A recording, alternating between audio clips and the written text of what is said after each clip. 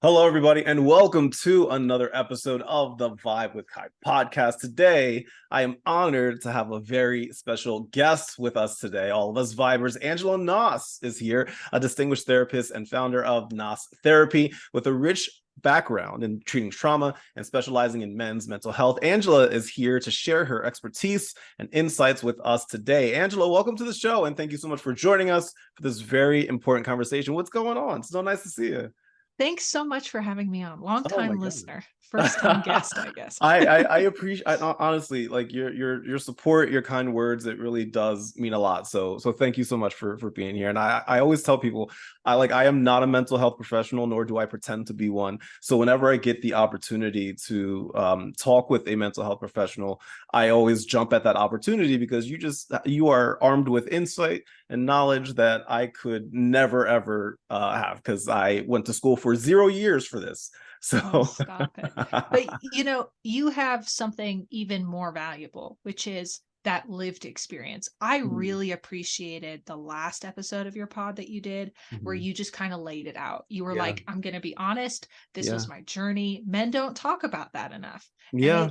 I think it's extremely valuable just for you to be like, I'm here, I'm talking about it, and I'm being authentic about it. Yeah, I try. I was at a conference last weekend, and we were a lot of men came up to me and were talking to me about mental health because I gave this speech that highlighted mental health, but specifically men's mental health.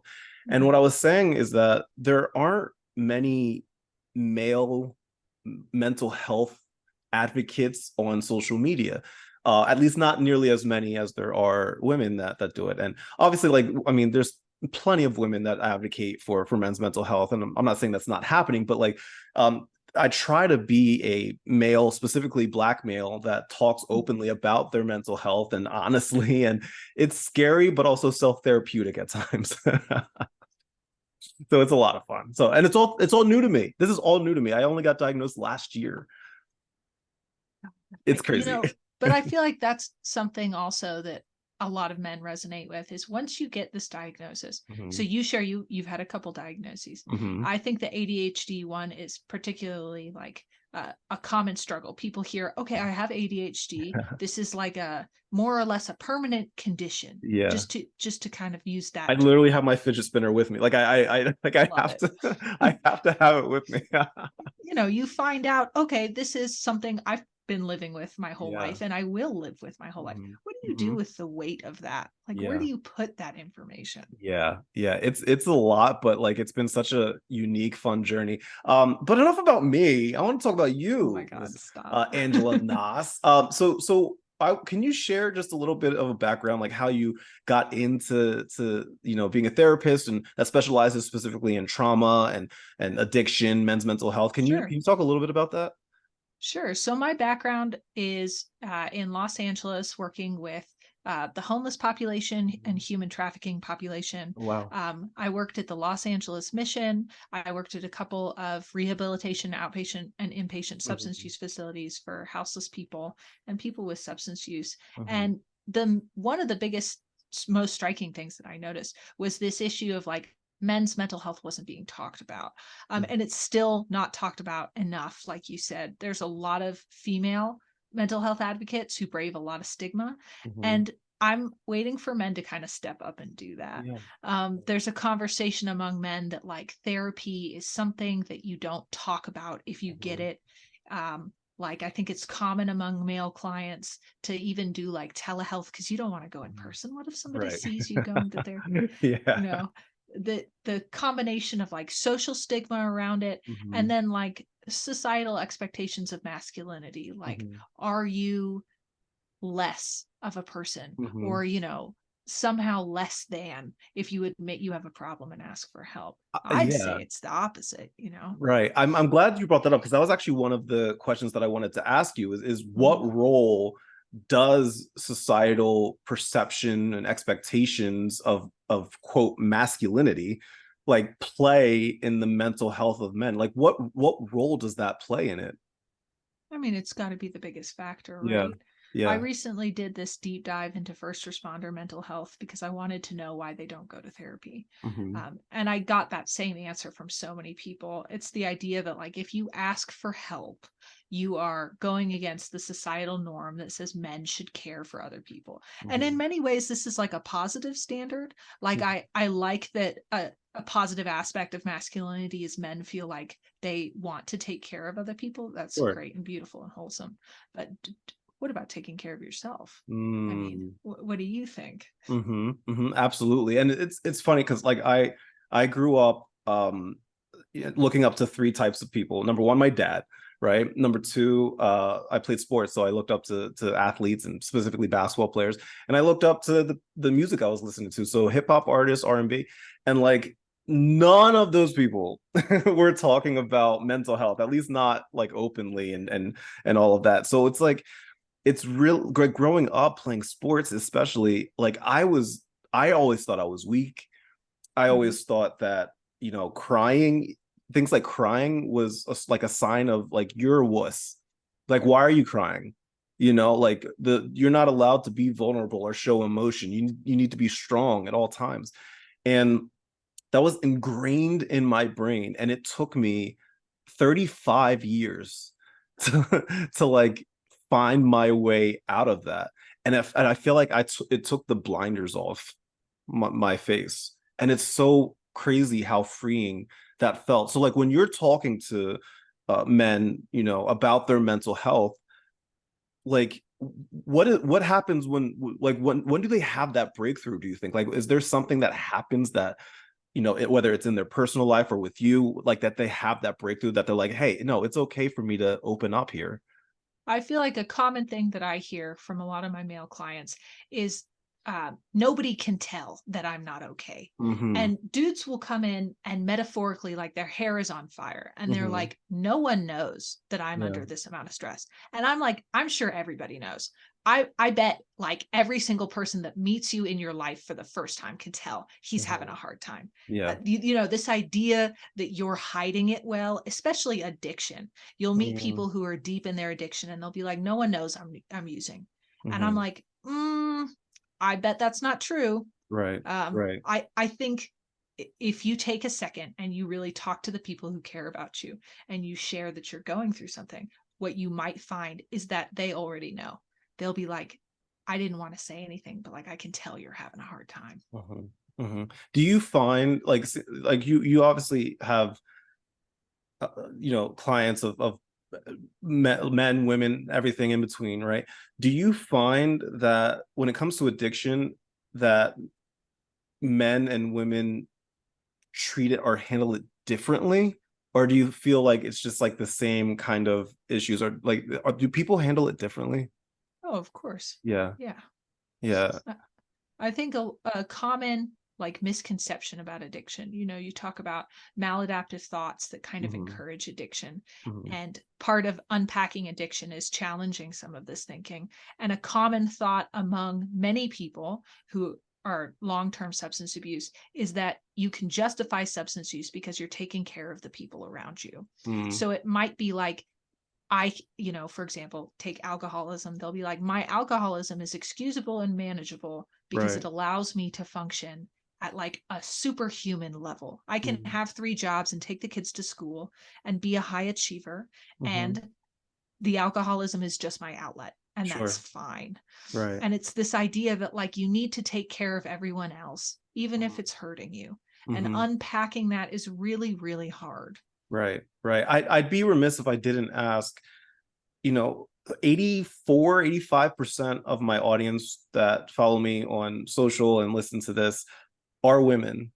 Mhm. And a lot of times I'll get questions in my email and DMs saying, how can I help my husband? How can I help my boyfriend? How can I help my best guy friend or my guy coworker?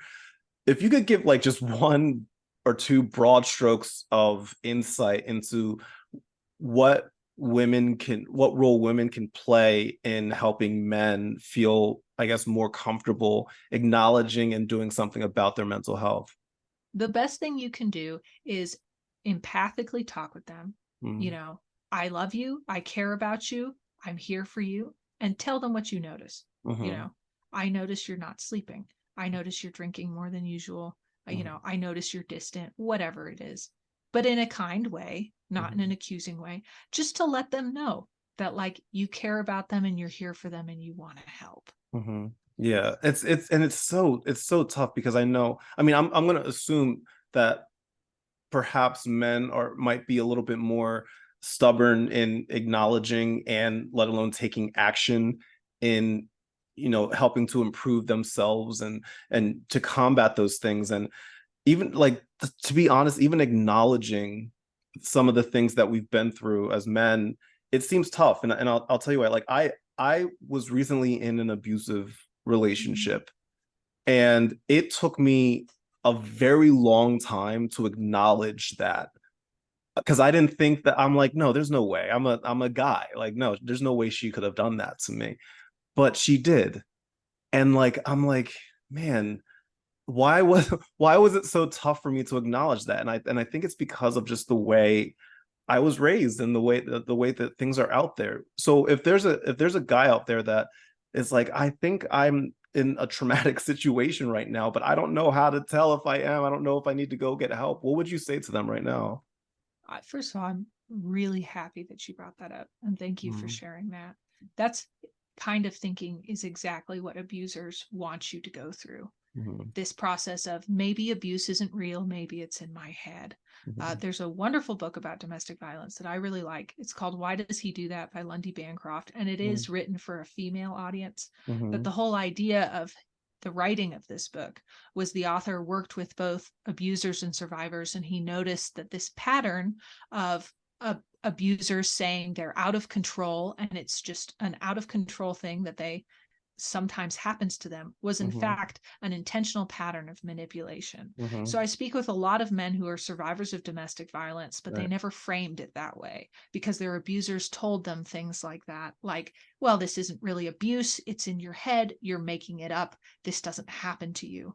And I think it's very difficult for survivors to come to terms with like, what if this was abuse? What does that mean for my identity? What does that say about me that I let this happen to me? And Mm-hmm. I just want to say it's not your fault. It's not because of anything you did. Mm-hmm. Um, Unfortunately, it's a thing that happens to everyone and it can happen to anyone. It Right. doesn't mean you're weak.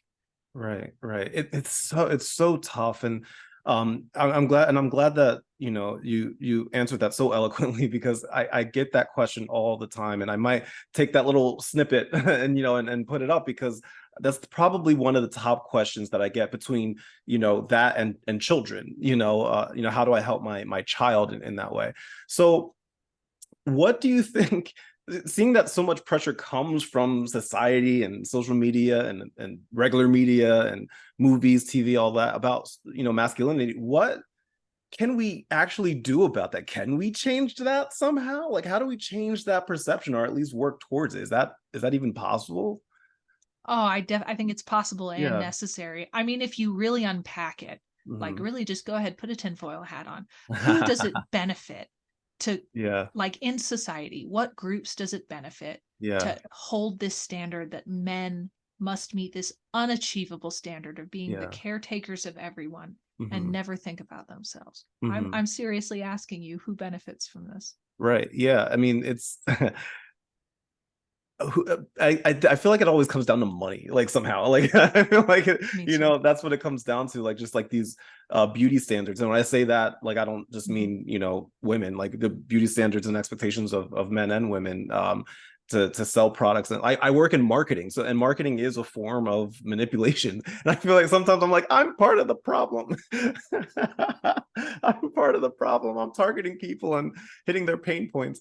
But it's really interesting, because I feel as though there has been a shift, and I think people are a little bit more aware of it. But just sometimes those like ancestral things that are just kind of, and ideologies that are just passed down, Yes. especially here in America, it's just like, it's just there, and it's just, I feel like it's been there for hundreds and hundreds of years. Yes. It's so tough. It gets me worked up sometimes, but Get worked up. I want you to get worked up. and so now I'm curious. So I think that and I know this from obviously personal experience, I think that there's men, that have harmful, stereotypes and norms because of the perception of masculinity and what they have to do and all of that. Can men unlearn that? And if so, what does it take to unlearn that? That's a really good question. Yeah. I think it's kind of like unpacking your programming, right? So, Mm-hmm. like you pointed out, a lot of marketing and a lot of just the backbone of society kind of functions, assuming that men will stay in line and Mm-hmm. kind of meet these standards. You'll work unbelievable hours for your family, you'll give up everything for other people. Society would kind of fall apart if we like unpacked that in any great Mm-hmm. detail. But I'm not like opposed to that happening. I think part of it is looking at mental health. What do you need? What needs do you have that aren't being met? Mm-hmm. Also, I think we, especially in America, we live in a society that's extremely emotionally repressed. Mm-hmm. So we're kind of taught ignore your emotions. If you have any significant emotion, it's pathological and should be viewed as something to be ignored or put in a box. Mm-hmm. So a lot of times I'll ask men, like, what are you angry about? What makes you angry? Mm-hmm. you know I talk with a lot of men who have what they think is like an anger problem. They're Mm-hmm. like, I'm too angry and I explode sometimes.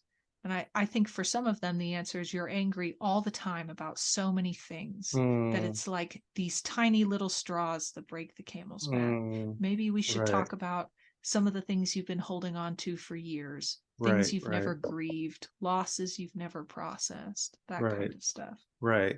Be and obviously once it's acknowledged, you know, we have to go get help. We have to go seek insight. But obviously, because of the of the stigma that's out there, sometimes people, but specifically men, are reluctant to go get help. So if there's somebody that's listening right now that knows that they do want to, like, they do need help, they do want to get better, but they're just like, I don't know if I'd need to go to therapy though. Like, what would you say to them right now?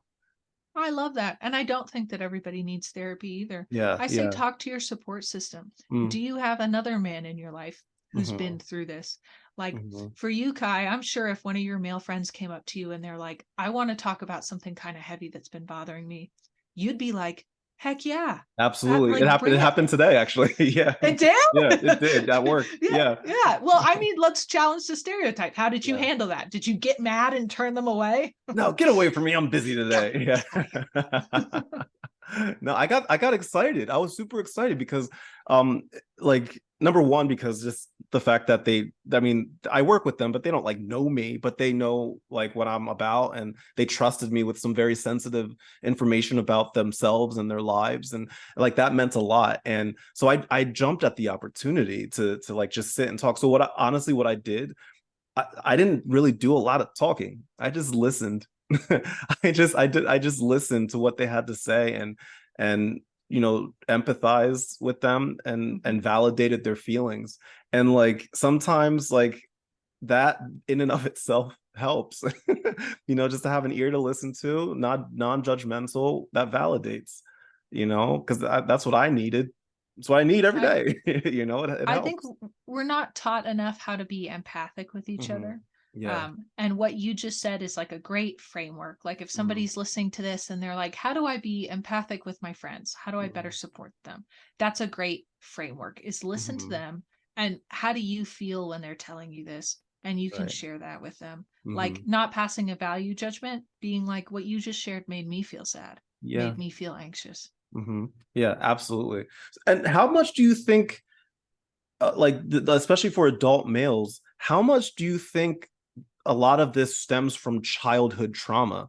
Like, do you feel that it starts at a young age and kind of evolves as they get older, kind of thing? I'm hesitant to use the word trauma, but Uh-huh. like, yeah, this is like an ingrained pattern, right? Yeah, Like, yeah, like aren't men told from like day yeah. one, like this is the Hmm. way you behave? I Right, think right. especially there's a tradition in this country of like boys who misbehave in school are given Mm. this ADHD diagnosis, and it's almost like a punishment, or Yeah, like being yeah. told, well, you're getting this because you're the bad kid and something's Mm. wrong with you. Like Hmm. you have ADHD and this is because you're a bad kid, the Mm. explanation for it. And I Right, think a right. lot of people internalize that because how could you not? Right. Right. I don't know if that's a part of your experience. Yeah, Uh, absolutely. Yeah, 100%. 100%. Yeah, and you're right. I think trauma was the wrong word. Just experiences, I guess, is sure. a and things that, we've been taught by our parents or things that we experience as young adults. And so like do you find that it's a little difficult for you as a woman to foster a safe space for men? Do you feel like men struggle talking to a woman about their mental health, or do you like try to make it as like easy as you can for them? That's a fair question. I Yeah. wish we had more male therapists. It is a Hmm. female dominated field. Right. Um, Right. I do my best, but I'm not Yeah. a man. I can't Yeah. claim that experience. Right, right, right. Yeah, that's the other thing, because I know like my therapist is also is a white woman, and she's wonderful. I love her to death. Like, she's great. She's done so much for me. But I remember when I was initially looking for a therapist, I really, really, really wanted a black male therapist. Good luck. So bad. I know. And here's the thing, the ones that I found were not available because they were booked up, Yeah. and it's just crazy because I speak from a position of privilege, right? So like I have the insurance that can cover it. I live in a nice area that has a wealth of quality services and tools and resources that I could utilize. But I really, really, really wanted a black male therapist, and I just could not find one. And when I did, they just weren't available for like literally like a year or half a year. And I got down. I really did, because I'm like, I don't know if anybody's going to understand what I feel like, what I'm going through right now. So how do you empathize personally with the people that come across your desk? I mean, I do the best that I can. Just Yeah. to speak to the phenomenon that you're talking about, especially where people of color can't find Hmm. clinicians who represent them. It's a very real problem in the field, and it's top of mind for a lot of folks. There Yeah. was recently a study that came out of whether or not like the entrance the you have to take an exam to be a Yeah. therapist, and whether or not this exam is prejudiced Mm. against people of color, and Mm. it is hugely pressed. The results were like jarring. I Wow. think it was, I don't want to give the wrong statistics. I can't Right. remember it, but Right. it was like, one in however many white people will pass Hmm. this test, and one in a much larger Oh, number wow. of people of color. So Right. there is like unintentional gatekeeping in the field that Hmm. prevents people of color from passing these exams to become Hmm. therapists. And the field is working on that. They're aware Right. it's a Right. problem. They're trying to fix it. Right. Right. I try and empathize just coming from like a relational, emotional place. So Hmm. I can never know what you're going through, but I Hmm. can sit next to you while you go through Hmm. it and support Right. you. And that's the Right. best I can do. Right. Unfortunately, as you pointed out, that's just not going to cut it for a lot of folks. And Hmm. what we really need is better representation in therapy. And there's Hmm. no excuse for that. Right. Right. Do you work a lot with setting boundaries? Like Yeah. for helping men set boundaries. Can you talk a little bit about, how a man can set healthy boundaries in his life? I, I love this conversation. Hmm. So some therapists kind of categorize, like I'm one of these therapy sessions, as you're moving towards knowledge about yourself Yeah. or away from knowledge about yourself. And the problem with boundaries is a lot of people will recognize the need for a boundary, Hmm. but implementing it, they will realize I have no motivation or interest Yeah. in implementing it. So telling the difference between the two is a big thing that I work on. So just a quick background for your Hmm. listeners. Yeah. Um, the difference between boundaries and rules, it's kind of Hmm. semantic, but it's an important difference. Hmm. Um, a rule is something you set for another person. So I might say, okay, Kai, you're not allowed to be mean to me anymore. I have Oh no way of no. enforcing that. I know. So Oh, that this that's interview's like over. I'm kidding. I'm kidding. that's no good as a boundary because I Yeah. can't enforce that because I have no control over you. Right. A Right. boundary would be like a boundary is a rule you set for yourself. So it would Yeah. be like when Kai is mean to me, how will I respond to that? Oh, I see. Yeah. Yeah. Yeah. So Yeah. it'll be like, I will end the interaction, or Right. I will never talk to Kai again. Right. The Right. thing Right. about setting boundaries and the work that I do with people is setting boundaries that, number one, are true all the time and have no exceptions. And Mm-hmm. number two, that you are actually motivated to follow. Mm. So, for example, if I made a rule like I'm never going to talk to Kai again, I'm not motivated to follow that. I like him. I have a sad. For those of you that can't see me right now, I have a sad face It's right true. now. He's like, Pally, I know that's not going to work for either of us. So, so I say find a boundary that you're actually motivated to follow and that could Yeah. be true all the time with no exceptions. Right. So maybe Right. a boundary is, like the one I said earlier. When Kai is mean to me, I tell him I don't like that. Right. Okay. Right. Right. I promise you, I will not be mean to you. I Oh, promise I you. don't think you could if you I tried. I try not to. The only time I get like a little perturbed, a little irked, and this is going to be the dumbest thing in the world. Are you ready? I'm ready. Okay. So when you're driving and like the person in front of you is either making a right turn or a left turn, and they just like make the slowest turn in the world, like you're still trying to go straight. They're turning, but they they don't need to stop. They can like slow down, but like not go all that. It's the dumbest thing. It's the one thing that bothers me to no end. Okay, I love talking with East Coast drivers, especially Yes. New England drivers. Yeah. We need a support group for like how to make everyone else in the world follow our rules. Because Oh you're my right, you God. don't need to slow down that slow. Yes. Yes. It drives me crazy. Wait, I'm gonna ask you. This has nothing to do with No, mental that's health, okay. I wanna ask you something because I've started to ask people this and I'm very curious. I mean, it could be a mental health Okay. thing. It has to do with the brain. Okay, so this is another driving thing. Say you're driving, Yes. you're on the road all by yourself. There is Yes. nobody around at all. You can see in Yes. all the directions. There is no cars at all. You come to an intersection and you go to make a right turn. Yes. There are no cars around. Yes. Do you still turn on your blinker? 100% yes. Ooh, interesting. Why? I'm curious. Who's it for? Why? Who's it for? Who's it? Because it is muscle memory that I always use my blinker. Fair enough. Fair. That's a good answer. Why? What's the right answer? Tell me. There's Now no I'm right nervous. answer. I'm very curious because like me, like I know this is probably wrong, and there's probably like I live across the street from a police station. They're probably like at my window listening right now, being like, "Okay, he finally admitted. Get him, We got him. we got him." But like, I wouldn't turn. Wouldn't put my blinker on. Who's You it wouldn't for? do it.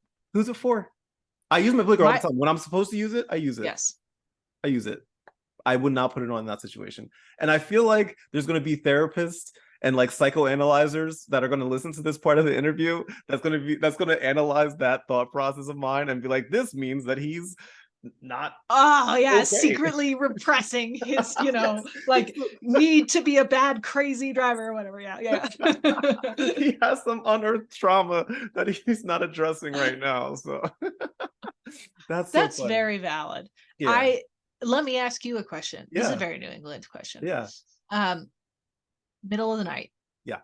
you're on a back road, Okay. no cars. Yes. There's a stop sign, Yes. rural area. Yeah. Do you stop at the stop sign? Yes. Okay. I would, and I'll tell you why. I'll tell you why. I'll stop because if we're in a rural area, like where I grew up, there's tons of deer. So like that's my one chance to sometimes kind of like take a look around for deer. Now, I wouldn't turn my turn signal on for the deer. Like the deer's not going to be looking at my car being like, "Oh, that guy's making a right turn. I'll go this way." Oh my God. So when you said that, Yeah. my like repressed Connecticut programming was like, oh, for the deer, of course. So they see the headlights. Yes, obviously they need to know I'm coming.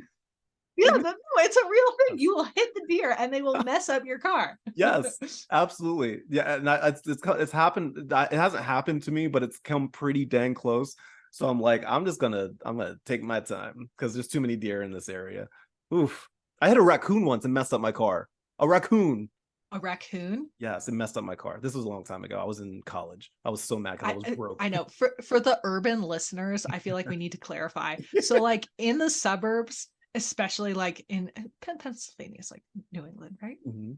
Yeah, Yeah. yeah, especially Yeah. in New No, well, England. no, no, it's not. It's It's not? no Pennsylvania. I don't think that Pennsylvania is considered New England. I feel like New England is anywhere from like Massachusetts up. Okay, Yeah. I've been counting it as New England. It doesn't Okay. matter. You're Fair in the enough. Northeast. Yes, I am in the So proud for Northeastern. the urban listeners, Yes. animals will just run in front of your car Yes. in the middle of like the woods and stuff. I don't know 100%. what there's like a science reason they do this. Mm-hmm. I forget what it is. Mm-hmm. They do, and it's scary. It's really It scary. is. Oh, that's my trauma right there. So I have a couple more questions for you, if you don't Yeah, mind. sure. I want to talk about this is quite the segue, by the way.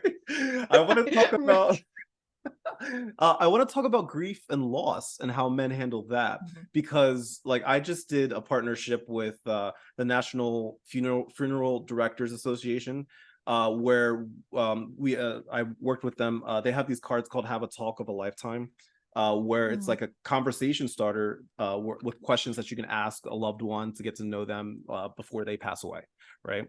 And I made a bunch of content surrounding how people handle death and grieving and all of that. What do you feel men struggle with the most when it comes to dealing with grief and loss? Great question. I can't remember who it was. It was one of the OG psychoanalysts, but they Mhm. said that grieving someone is much more difficult if you have ambivalent feelings about them. So, Mm, for example, if you lost a loved one who you loved very much, that mhm, would hypothetically be easier than losing a loved one that you hadn't fully reconciled your relationship with them. You had an mm, unresolved conflict, or you had past trauma with them, like a parent or mhm, something like that, and you never figured out that relationship before they mhm, passed. And I mhm. think that's very true and something a lot of men struggle with. And it goes back to the idea of repressing your emotions. Right. So if being able to fully grieve someone means you have to acknowledge feelings of rage and anger Yeah. that you've never acknowledged you have, you may Right. put off grieving this person indefinitely. And I Right. think it's very important to talk about all of these mixed feelings and kind of own them and Right. acknowledge them. It's not Right. about challenging the idea that you're angry. It's about accepting and acknowledging Right. that you're Right. angry. For you personally, what has been the most rewarding part of your career, like with the things that you do and the people that you're helping, and what do you feel has been the most rewarding part, like when you get home at night and you're laying in bed and you're smiling, like what well, like what are you thinking about? What's the most rewarding type of thing for you? I like it when people accomplish their goals. So they're Yeah. like, they might say, I used to get really angry. I used to scare myself. I used to Yeah. scare my wife or my partner. Yeah. And now I don't scare them anymore. Mhm. I'm able to access my emotions and I have deeper relationships because of it. Because Mhm. here's the thing, when you access some of those like emotions you think are negative, like Right. depression or rage, you get to access the happy ones too. And Mm. so it really makes me smile when people come in and we've been working together and they're like, you know what, I don't think I need as much therapy, or I think I want to take a break because I'm just doing so good. I have nothing to talk about this week. I Right. like smile.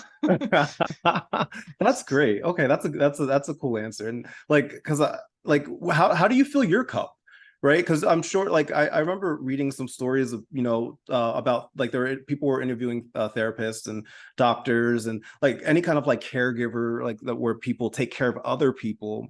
And they were talking about like this exhaustion. I can't remember the actual term for it, but this. You see my cats in the background, by the way. I love Yeah. cats so much. Oh my God. Yes. They never do this when I'm not talking to somebody. But whenever I'm talking to somebody, they're like, "Hi guys, it's me. Come you get down." That's Burr. My cats are named Hamilton and Burr. I am that person.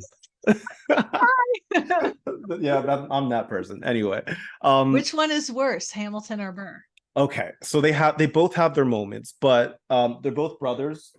I would say that Burr is the troublemaker, but Hamilton's the one that always gets caught. Hmm. Yeah. I know. I know. It's crazy. That's my life every day. Those are my best friends. They are. Now, are you like a history nerd too? Is that why you did that? I well, yeah, that and a musical nerd. So like I like history and musicals. So like it kind of just worked out. Yeah, And believe it or it's not, a the name choice. I got the name idea. I didn't hold a contest, but I was like, I got two cats. I don't know what to name them. And a bunch of people were giving their suggestions, and somebody said Hamilton and Burr. And I was like, done, got it, love it.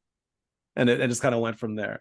So but anyway, like how do you fill your cup? Because like I feel like the interviews that I saw from other therapists like that they were interviewing, there's like this type of exhaustion that caregivers and doctors and vets and all these people have taking care of other people. How do you fill your cup? How do you keep yourself going? Compassion fatigue is real. That's I what think it I is. have, Yes. Mm-hmm. yeah, that's what it's called. I have excellent boundaries at this point, so like Mm-hmm. that's less of a problem for me because I'm more experienced now. Yeah. Um, but I do reconnect with loved ones at the end of the day. That's Mm-hmm. really what I love doing. I also have cats. My cat is Yes. named Prince Eugene of Savoy after like a real historical person. That's It's so amazing. stupid. It's not stupid at all. I love that stuff. That's great. That's great. Yeah. So what do you do for fun? Like when you're not helping people, like what do you do just to like relax and chill? Like normal human stuff, like painting and drawing and harassing historians. I love his. I'm like a history nerd, like Yeah, for real. I've become obsessed with documentaries lately. And I was never into documentaries until like recently, and I just binged this series called How Did They Build That? And it's like this series of like they go through like really famous, not even famous, but just really cool buildings around the world and just literally explain how they designed it and how they built it. I was fascinated, and like I can't stop. I can't stop doing Oh, documentaries. it sounds like the kind of thing that I'm gonna get upset. Like I'm like writing, making a mental note. I'm like, oh, that Yeah, seems like something I would watch. it's really cool. It's really cool. It's on Apple TV. I don't know if you have Apple Plus or Apple TV or whatever it's called. Of course Yes. I do. Yeah, I know. I I discovered have. I discovered this year that like, so this is extremely stupid, but historians are on Twitter. So like if you read someone's book, you can find them on the internet. Yeah. Yeah. And because you can like reach anyone nowadays, you can like Mhm. message people and be like, Yeah. I liked your book, but like I had a question about page 47. And like historians will compulsively answer questions. Yes. So they'll be like, what's your question? And Yeah. like they'll answer it for you. And so like that's my life now. That's that is not stupid, by the way. That's I mean, not to me at least. I think that's freaking awesome. So you're in good company right now. So you're fine. Oh, okay. You're fine. It's a You're fine. safe place. um, two more questions for you. Sure. The first is I definitely, and I would love to have you back to talk about this next thing a little bit more. But Sure. I'm very curious from the other end for women that are going through, any kind of mental health, journey. How can men help women with their mental health journey? Is it the same type of concept, or do you think they should go about it a little bit differently? That's a really good question. Mm-hmm. I feel like a lot of women have this idea again that like they take care of other people Mm-hmm. to the point of literal exhaustion. Right. So I've spoken with women and I've worked with women who will like schedule things around their obligations. Mm-hmm. And I think it's wholesome and it's just a Yeah. paradigm you have to work within, right? Right. Like you really need help, but you also have to continue taking care of everyone else while you get Right. help. Right. And I think one thing men can do is challenge that idea. Like, Right. you know what you could do to help me, like woman in my life that I love? Mm-hmm. You could help yourself. Mm-hmm. I would like for you to do this for Mm-hmm. me. Right, right. Do you feel that the pandemic, like, because I know there's been an influx of people seeking out therapy in the midst of the pandemic and stuff like that. Do you feel that's played a big, huge role in mental health, just in general as well? Business is a booming. I hate Yeah, to I say it. wouldn't know. No, I get it. Yeah, yeah. It's me and like divorce lawyers. We're so busy since the pandemic. You're not wrong. You're I'm not not wrong. wrong. I work for like the clients that I have at my marketing agency are mostly home services like clients, like so like HVAC, plumbing, all that kind of stuff. That was another industry during the pandemic that was just they like it Yeah. never stopped because like people were home and they were like looking around their house. They're like, yeah, I don't like those cabinets. I'm going to get them changed. And so And like you have all this money because you're not going to restaurants. So not doing anything, you're just home staring at the cabinets that you don't like. So they're like, it okay. is Mhm. so funny you say that. My quarantine in LA Uh-huh. was, it was me, it was four people, and me and a plumber had to work through the whole pandemic. And we were so bummed. We're like, everybody else getting this time off. We're like getting called into work, literally working overtime. He's Yeah. like, I had never work overtime. I have so much now. Yeah, it's a crazy thing that kind of like happened, and we made it through. We like I feel like the human race has been through some stuff the last like 3 years, so much so that like they like found aliens, and we were just like, yeah, okay. Like, I love that. We don't, that's not even news at this point. There's too much going on. there's so much, and we were just like, okay, sure, cool, have fun, aliens. All right, just Like, don't. we'll circle back when we have time. There's a lot going on. I think it's crazy. That's so funny. So my last question for you is this. Do you feel optimistic about the future of men's mental health and men's therapy? And what future do you see? Like, what do you see happening over the next, 5, 10 years for men's mental health? Great question. I'm optimistic, honestly, because of people like you, because of men who are coming out of the woodwork and being like, I'm not afraid to talk about this, and I'm not afraid to say it's a problem. And talking about it does not diminish my power in any way. That makes me hopeful. Just so everybody knows, I paid her to say that. No, stop No. it. I listen. I appreciate those kind words, and like honestly, like I said before, like this is all new to me. I was diagnosed when I was 34, going on 35. I'm 36 now, and like I don't have all the answers. Like I document everything that I'm going through because like I'm still discovering things. I'm still discovering things about my depression. I'm still discovering things about my anxiety. I'm still discovering things about my ADHD. Like every day is a new thing for me. And like the biggest thing I want to do is just like be like, hey, people, you're not alone. I'm going through some shit as well. It's all right.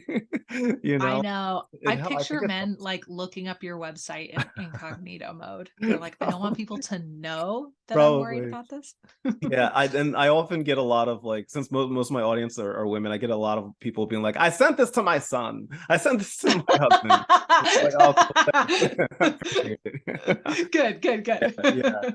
No, I listen, I appreciate your time today. And I like again, I would love to have you back on, to talk more because I feel like we only scratched the surface with all of this. And for anybody that's interested in Angela's information and all that, I'm going to include it in the notes of this podcast description. And if you are in either Colorado or California, you can work with our friend directly, if I'm not mistaken, right?